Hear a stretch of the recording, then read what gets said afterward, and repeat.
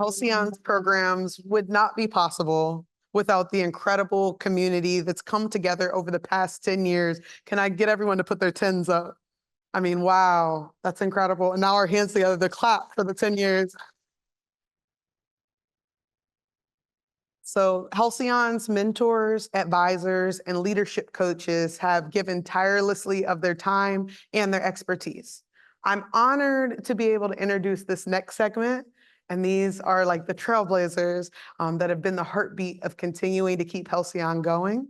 And they're incredible community members with such a dedication to Halcyon and the next generation of social impact leaders. So let's clap them on. First, first we'll hear from Marcelo.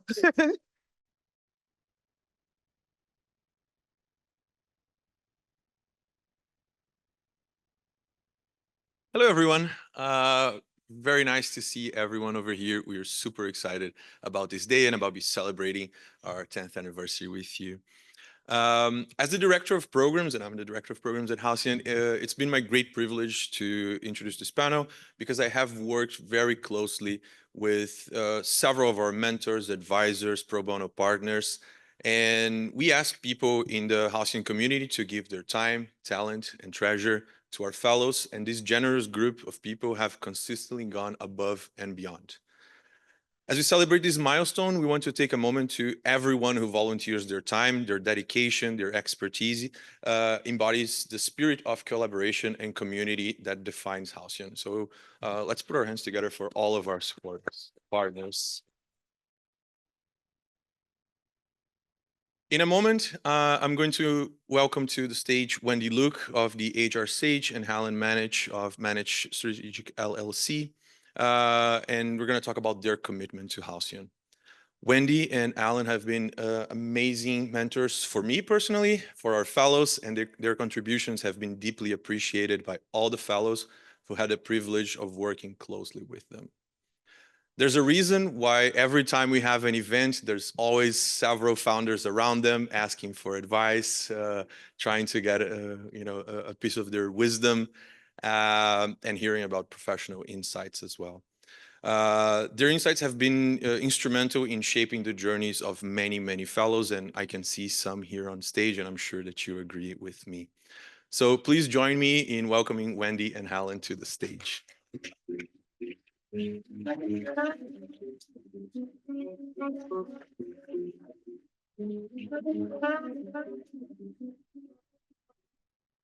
you very much for being here. It's truly an honor to be with the two of you, as I just mentioned, and just your support to our mission and to what we have been doing for all these years. I would like to start with a question to you, Wendy. You've been a longtime supporter of Halcyon's work, and you've given countless hours to help our fellows develop as leaders, working with an incredible network of leadership coaches. If you could give one piece of advice to the Halcyon fellows and other entrepreneurs in the audience about how to prioritize their personal leadership development, what would you say? Well, I'm going to get away from how to prioritize your leadership development and instead give you a bit of advice about how you might reach your personal and professional potential. That might have more meaning. And so we're going to go to it's a compound answer, and that is a bit of advice. The first is to pause. We don't do that enough. And the second will be to center. And the reason to center is we all know what happens when we're under stress. I mean, we know that often we stop breathing. We know that we tend to collapse, our muscles contract. And that actually produces cortisol. And that then means that you're likely to lose some of the higher functioning part of your brain. And you might wind up doing things like narrowing your focus, or it could be that you're hypervigilant, or it could be that you become defensive. So instead, what you really want to do is to be able to get rid of that and get your brain back. And so I'm going to take you through or invite you to participate in a leadership embodiment centering. So that incorporates the martial arts and mindfulness and neuroscience. And it will really allow you to, because you're going to lengthen your muscles, you're going to change your breathing. Maybe you start breathing for the first time. You're going to smile and you're going to expand your space. And as a result, you're going to wind up going back and getting back into your prefrontal cortex. So you're likely to have even a little bit more perspective and a greater sense of possibility of, in fact, you might be more creative, you might be more productive, you might have better performance. And this, by the way, is in your personal life and at work. So with that, first I'll pause. And now I invite you at your seats to put your feet about hip width apart and to comfortably rest your hands on your thighs. And think of your spine and neck being long, that great posture of dignity. And then taking a deep breath up your spine and then cascading at your exhale down your front. And now thinking of something or someone that makes you smile, a real smile, that real smile. And now with your eyes looking forward as far as you can see, and as if you had eyes behind your head and could see all the way behind you, and you're expanding and balancing that space.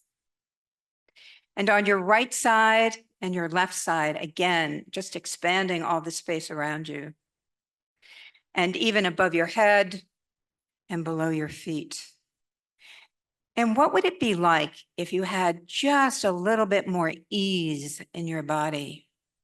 Maybe your fingers relax a little, or your jaw relaxes a little, or your shoulders and move down just a little bit. And so for good measure, another inhale up your back, and that wonderful long exhale.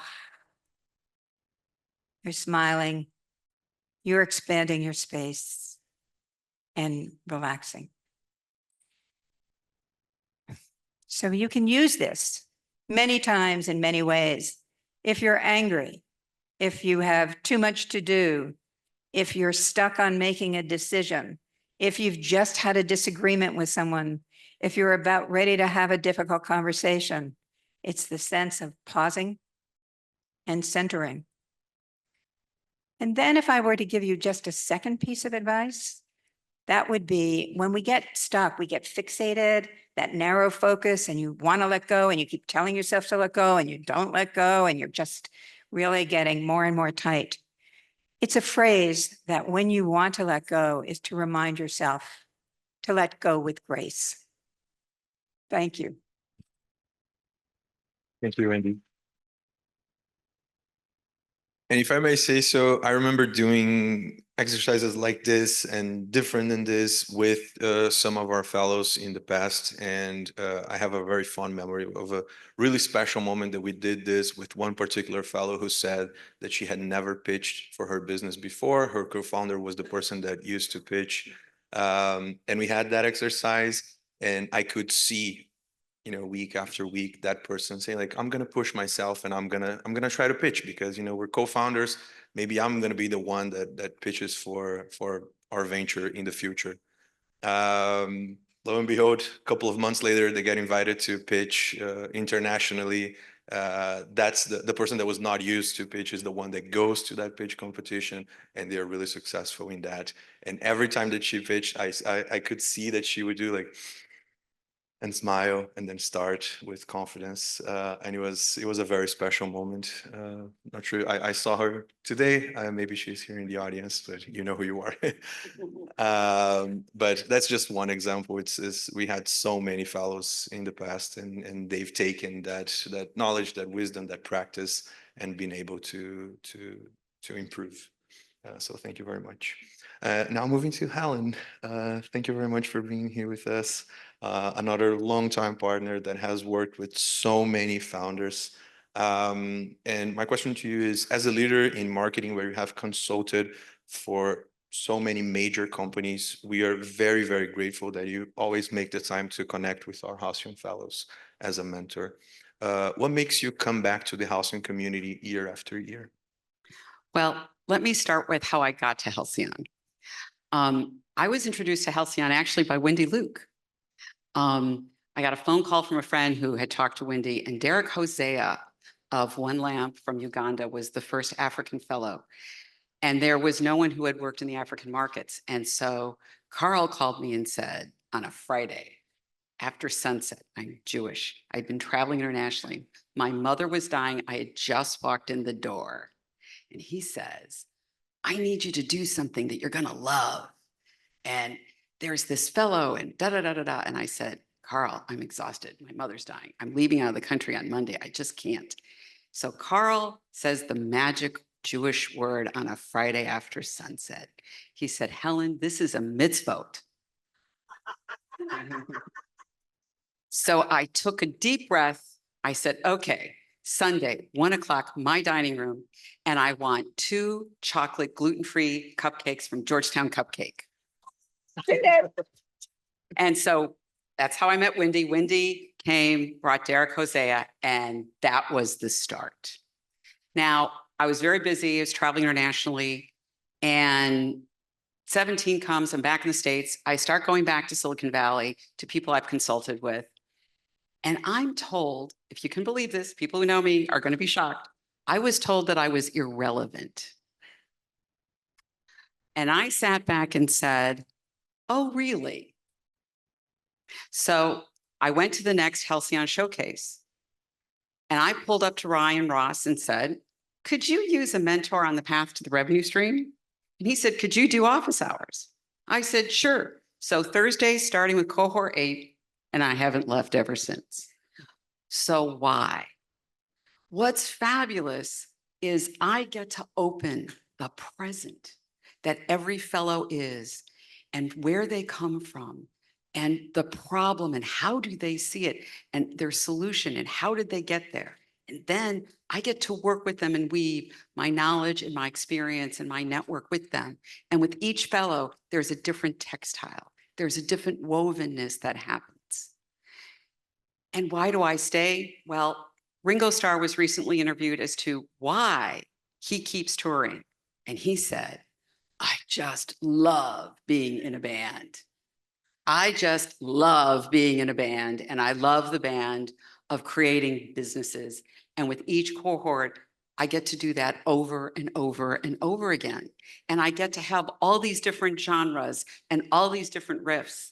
And with many fellows, I still talk to Derek Hosea. I work with many fellows even afterwards because helping someone build a business isn't a couple of meetings. It's about really getting to know the person, understanding their strengths and weaknesses. How do we help them know what they don't see? How do we network them with the right people? And I get to weave all of these different textiles on and on and on. So guys, I'm here till I drop. But I wouldn't be a good person in business development if I didn't have an ask, which is all of you who are not mentoring, I invite you to this adventure because I want you not only to discover the kind of presence I have, I invite you to find presence about yourself that you've forgotten. So come join the adventure. Thank you very much. And one thing that I'll add about my experience working with Helen is that, again, these two, they come to our events, they engage with the fellows, and the fellows are always around them asking questions, asking things. And there was one time after we had a really lovely happy hour in our beautiful garden at Halcyon, and this fellow talked to Helen for a while. After it, he came to talk to me, and I was like, "Oh, you talked to Helen? Like, I'm sure it was a very meaningful conversation." And he was like, "Oh, it was amazing." I was like, "Yeah, she's one of the best partners that we have." And he was like, "No, she's one of the best human beings I've ever met in my life. It's not just, about path to revenue, which is important for everyone, but he said like that's one of the best human beings I've met." So thank you very much. Thank you. Let's put our hands together for them again.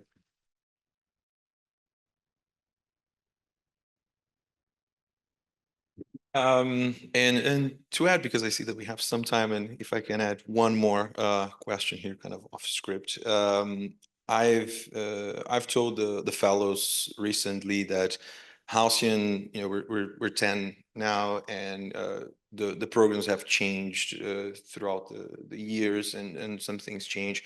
And what I told them is that from our perspective, the one thing that remains the same, maybe some sessions that they will have will be different. Now we're going to do a panel on this, or we're going to invite a different expert. But the thing that doesn't change for me is that we got their back, is that we're here for them, and is that we are going to help them however we can. We're on their corner to support, to celebrate their wins, to, just listen to them when they need to share something. And that's the thing that hasn't changed at all. So I'd like to ask both of you, what hasn't changed for you? It's interesting. It's interesting that you say about hands on back, because there were several of us, Dan was one of them, talking with one of the fellows, and actually it was someone that I had coached previously, and she was really dealing with something in her life that was immediate and pressing. And it was clear that she was really somewhat traumatized. And my comment to her, and I put my hand on her back, literally, and said, "My hands are on your back. All of us have our hands on your back. We're here for you." And that's always been a really important and gratifying part of Halcyon. It's something I've done, Helen's done. By the way, there are the most remarkable leadership coaches from cohort 1 to the present who have given so much of their time, and they come back time and time again because they love helping people who are going to change the world. And they feel incredibly gratified. And so many of the coaches continue to have relationships with the fellows long after the cohort is done.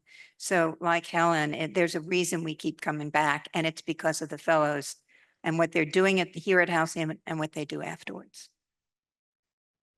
I would say that one of the things that hasn't changed, but is going to continue to evolve, is as there are more fellows, I've really made a lot of effort to try and connect different fellows and to see where the networking is. And it's one of the things that over the next 12 months, I really want to figure out how to do more of that.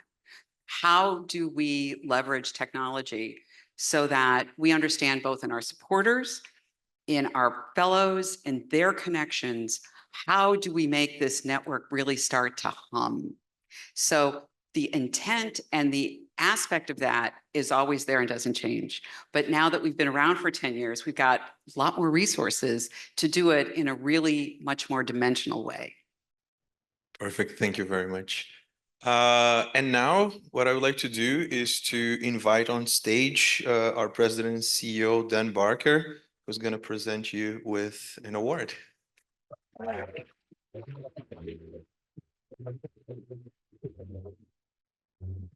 And Kate Goodall, our former CEO. Love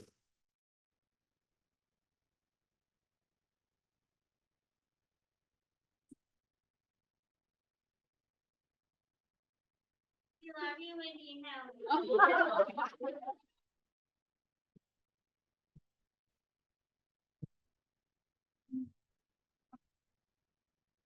Thank you very much, everyone.